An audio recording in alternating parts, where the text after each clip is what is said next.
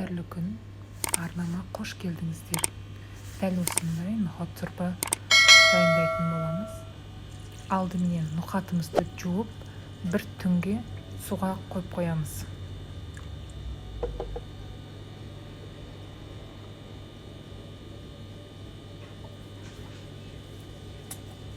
Етімізді, ноқатымызды салып,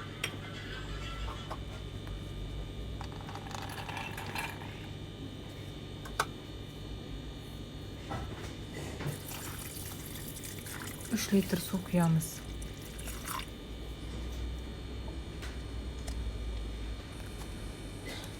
Көпіктерін аламыз.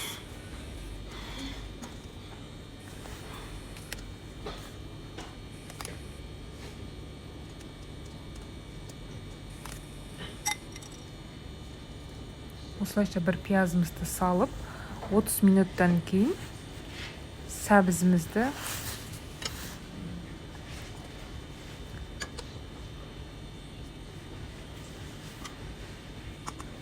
помидорды, тұзымызды салып, бая отта қайнатамыз. Пісуіне 30 минут қалғанда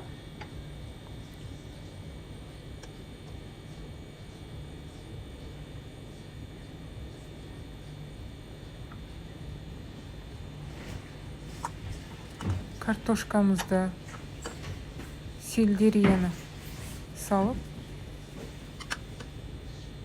қайнатамыз.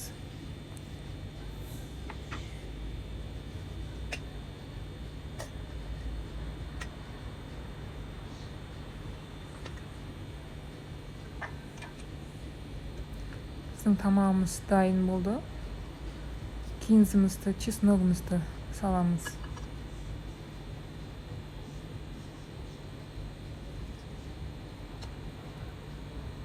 Пиязымызды алып тастаймыз.